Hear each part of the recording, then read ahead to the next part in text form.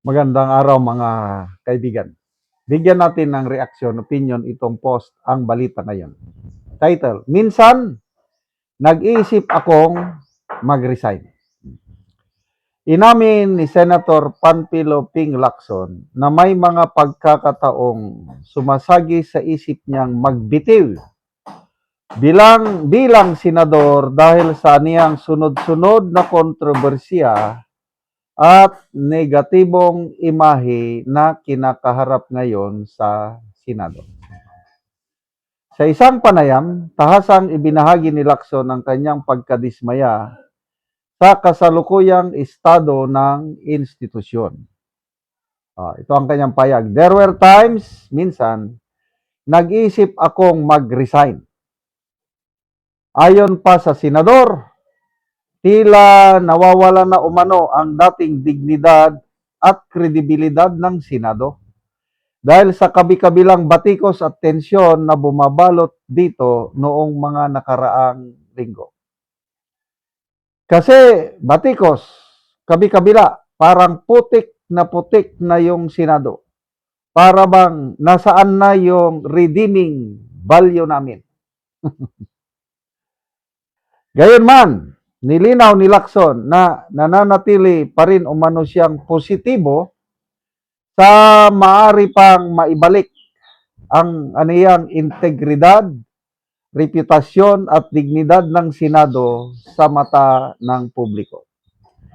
Dumating ang kanyang pahayag sa gitna ng lumalalim na tensyon sa Senado, bunsod ng leadership changes, committee reshuffling, impeachment proceedings laban kay Vice President Sara Duterte, at mainit na palitan ng pahayag laban sa ilang senador. Okay. Naiisip man lang pala. Akala ko magre-resign na eh. Ano yan? Palabas ng pagkadismaya?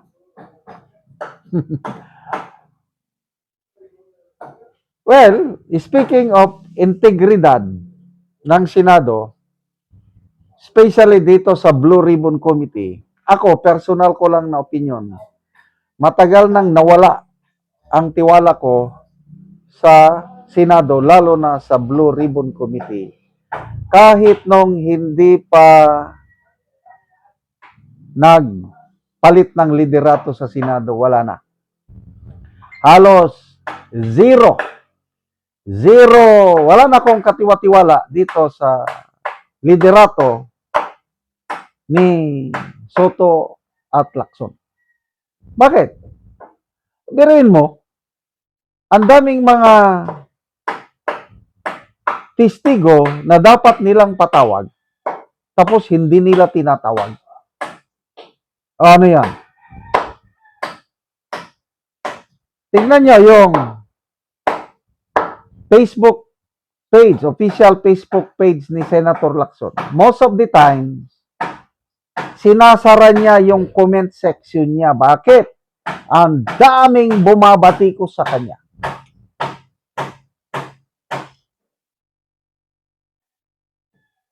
Dahil para sa akin, nawalan na siya ng kredibilidad bilang chairman ng Blue Ribbon Committee.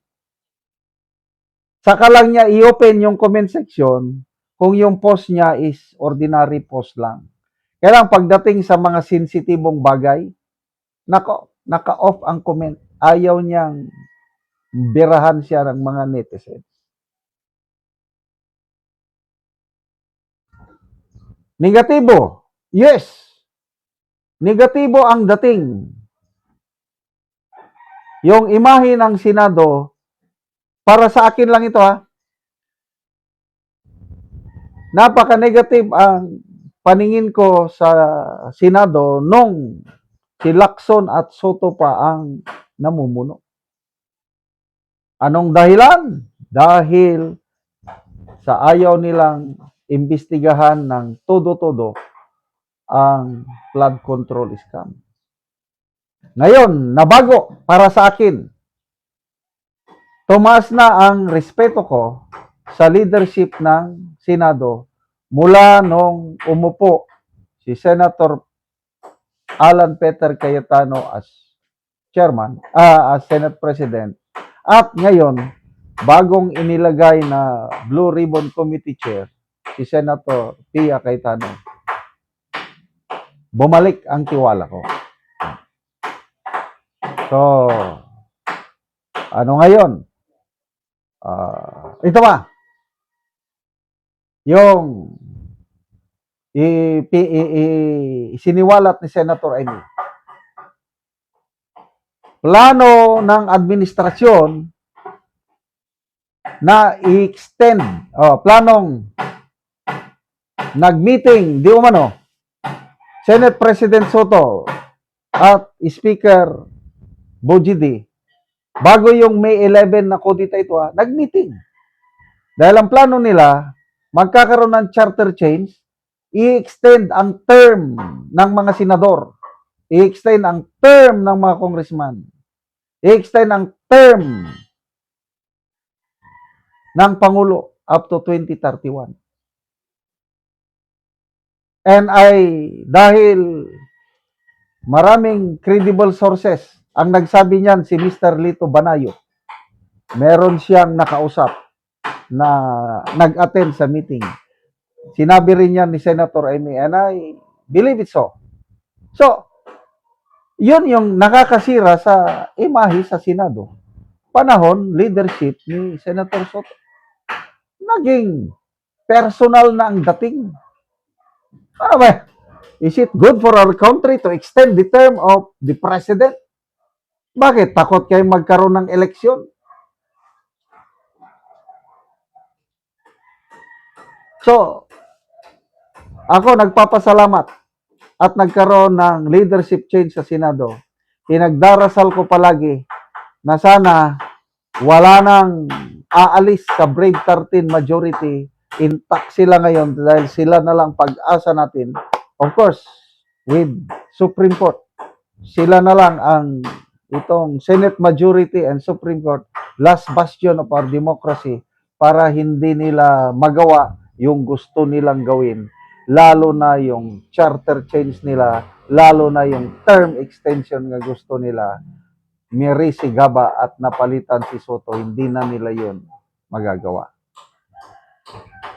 Mag-resign? Di mag-resign kayo. But kung hindi naman, ganyan talaga. That's part of politics. Yung batikutin kayo.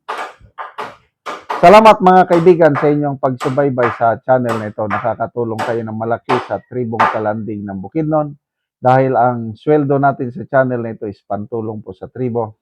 Namimigay tayo ng libreng yero at pako para makapagpatayo sila ng mas maayos na tirahan. Panoorin nyo ang video na ito. Nani ang nahatag namo nga yero.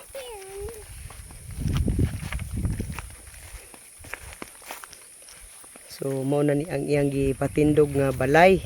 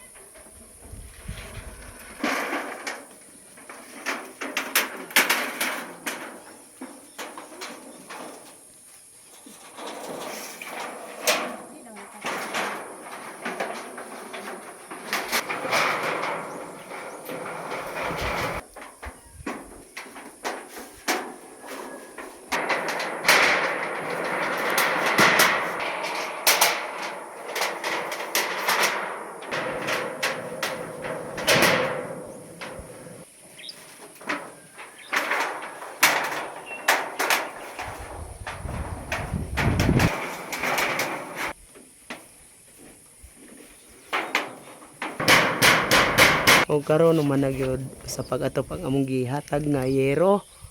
So nakaatop na gyud ang among gitabangan. Salamat sa Ginoo nga ublay na gid ko. Salamat sa nagtabang sa sin nga nakabalay nako. So salamat kaayo.